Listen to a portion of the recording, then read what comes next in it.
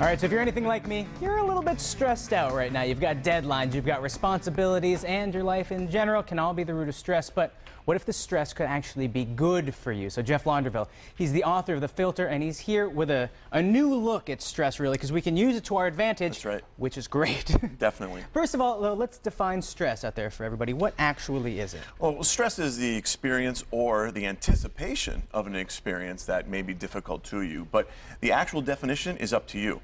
And what I mean by that is simply how do you label it? Now, most of our lives, we see people's face when they say, oh, I'm so stressed out, it becomes, ugh.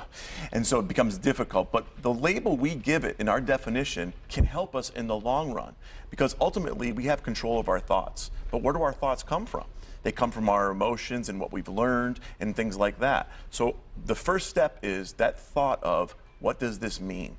And if it means a certain thing, then it will give that emotion. I never really thought about that. So kind of you practice what you preach, you are where you eat. If you call something stressful, it's going to be stressful. Exactly. So then I guess how do we make it work to our advantage? What do we need to do to kind of turn the stress frown upside down? Right. And well, first thing we don't say, oh, we're so stressed out, and then don't actually categorize it in our head.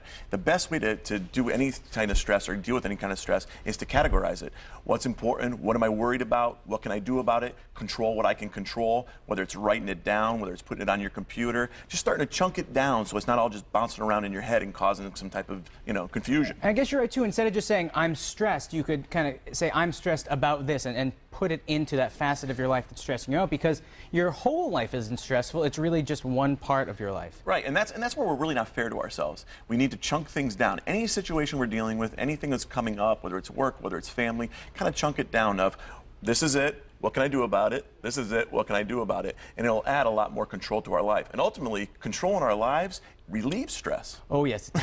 So in a little bit, we're going to talk about how stress can actually be a good thing. But what if we have that level of stress where it's too much? What is over the breaking point of what's too much stress? Yeah, too many people are too hard on themselves.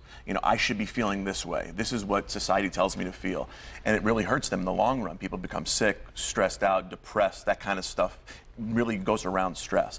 So what we need to do is have that stress work for us, not hurt us.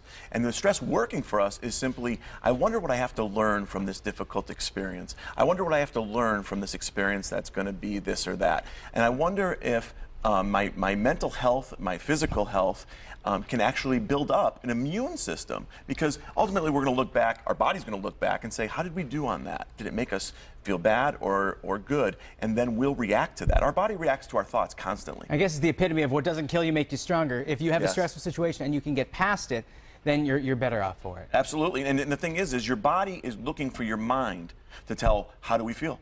How do we carry ourselves? What's our body posture like? Should I feel certain about this? The old butterflies in your stomach? The reason why you get those butterflies is the blood is flowing to all the other places but your stomach. Really? So it's not pumping correctly. So it's the old days of fight or flight, when you actually had to get out of somewhere, a situation. The blood goes to your legs, and that's why your legs jiggle a little bit, and a lot of people say that, and your stomach starts to get those butterflies. You're getting less blood pumping because you're telling yourself, we're in trouble here. We need to get out of here. So the blood in your body reacts to it.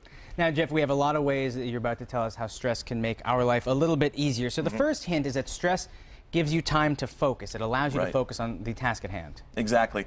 Again, it goes back to, if everything's bouncing around your head, you're going to think you have no control over it. If you can focus and categorize it and put it down on a piece of paper, you can actually do better work on it. Why? You've given it more thought and you've kind of chunked it down. If it all looks all over the place, you're probably not going to do as good of a job, because you're not giving each part of it enough attention.